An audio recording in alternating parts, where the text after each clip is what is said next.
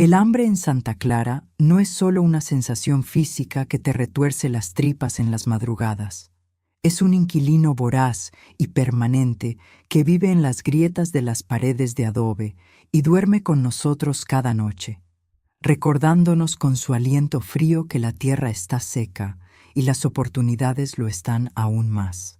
Recuerdo cómo Roberto y yo nos mirábamos a los ojos a la luz de una vela que se extinguía, tratando de encontrar un equilibrio en nuestra precaria situación económica que se sentía tan inestable como un átomo con demasiados electrones, buscando desesperadamente dónde anclarse para no desintegrarse. En aquel entonces, nuestros días eran una búsqueda constante de estabilidad, casi como si estuviéramos tratando de formular una compleja teoría de coexistencia pacífica contra la miseria absoluta que nos rodeaba. Una guerra fría doméstica donde la falta de recursos dictaba cada uno de nuestros movimientos. Roberto me tomó las manos, que ya empezaban a agrietarse por el trabajo rudo en el campo, y me juró por lo más sagrado que se iría al norte para que yo pudiera vestir de seda y que nuestros hijos, Luis y Sofía, nunca volvieran a caminar con los zapatos rotos ni sufrieran por la falta de un dentista o un futuro profesional digno. La despedida en la vieja estación de autobuses fue un desgarro que todavía siento vibrar en el pecho. Lo vi subirse a ese camión con una mochila llena de sueños y una fotografía nuestra que prometió guardar junto a su corazón. Guardo ese recuerdo específico con la estética de una vieja Polaroid, con su luz constante, su ligero desenfoque y esos bordes blancos que enmarcan un pasado que yo creía perfecto, antes de que su moralidad se desmoronara por completo. Al principio, la esperanza llegaba puntualmente en sobres de papel manila. Roberto mandaba giros que para mí eran fortunas y que me permitieron comprar leche y cuadernos para que los niños soñaran con oficios grandes, imaginando que Luis podría ser un pintor de renombre o un profesional respetado. Sin embargo, el norte tiene una forma perversa de cambiar la química de los hombres. En Roberto, el veneno de la ambición fue destilándose gota a gota hasta que consumió su ética por completo, alterando las fuerzas intermoleculares que nos mantenían unidos hasta romper nuestro núcleo familiar de manera irreversible. Descubrió que allá el dinero no solo compraba comida, sino también el olvido, y decidió que su progreso individual era más importante que cualquier pacto de colaboración con su pasado.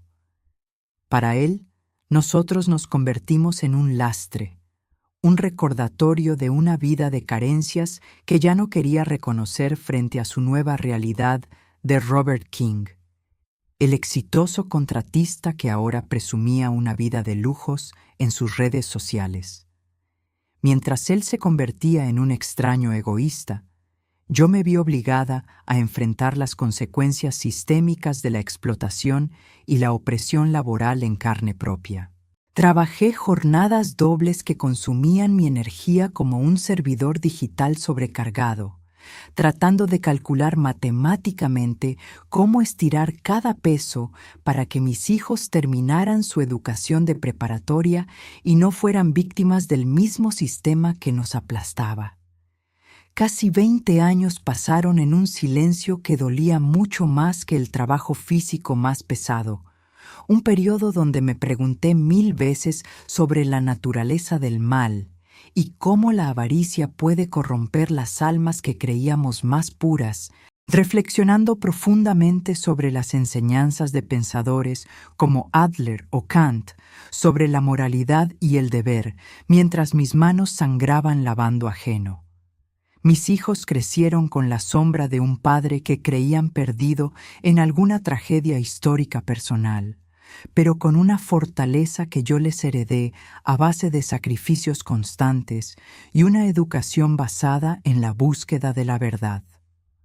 Todo cambió cuando Sofía, quien siempre tuvo una mente brillante para el análisis de sistemas complejos y la gestión de datos, como si manejara la capacidad de una biblioteca universitaria digital, encontró a Roberto en el mundo virtual mediante una investigación meticulosa.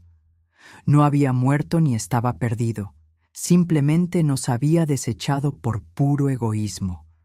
Había construido un imperio de mansiones y autos de lujo en los Estados Unidos, rodeado de una nueva familia que disfrutaba de una opulencia que insultaba directamente nuestras décadas de hambre y carencia.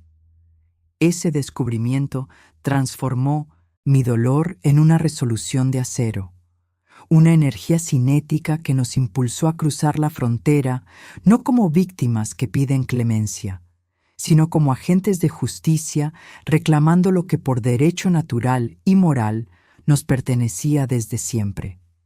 Llegar a su mansión fue como entrar en un escenario de película con iluminación constante y una estética impecable que ocultaba la podredumbre moral de su dueño. Lo confrontamos en medio de su vida perfecta, rodeado de una nueva esposa y 2 hijos que vestían la ropa de marca que a los míos les fue negada por décadas. La tensión en esa sala era comparable a la caída de un muro que había dividido nuestras vidas por demasiado tiempo, un conflicto de años que finalmente llegaba a su punto crítico de ruptura. Roberto intentó sobornarnos, ofreciéndonos migajas de su fortuna para que regresáramos al olvido y al silencio, pero nuestra ética no tenía precio y nuestra sed de justicia era absoluta. Iniciamos un proceso legal exhaustivo y feroz por abandono, criminal y falta de manutención alimenticia. Sofía, con la precisión de quien calcula la capacidad de un servidor masivo, presentó cada prueba de su traición, desde las transferencias bancarias ocultas hasta la evidencia de su opulencia extrema frente a nuestra miseria histórica. La justicia, aunque lenta, fue implacable y definitiva. Ganamos el juicio tras demostrar ante el tribunal que Roberto había actuado con una malicia que superaba cualquier justificación ética o económica, rompiendo todos los tratados morales de la paternidad. Él terminó tras las rejas, pagando no solo con su fortuna, sino con su libertad, por el fraude moral y la opresión que cometió contra su propia sangre durante 20 años. Nosotros regresamos a México, pero ya no a la pequeña casa de adobe que se caía a pedazos por el descuido y la pobreza.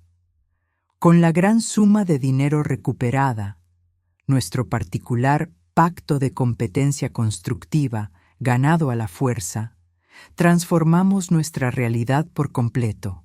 Ahora, cuando miro a mis hijos prosperar y veo a ese chico que siempre nos apoyó en el pueblo, entiendo que la verdadera victoria no fue solo el dinero acumulado, sino el haber demostrado que la dignidad, la educación y la justicia siempre prevalecen sobre la oscuridad de la traición y la avaricia.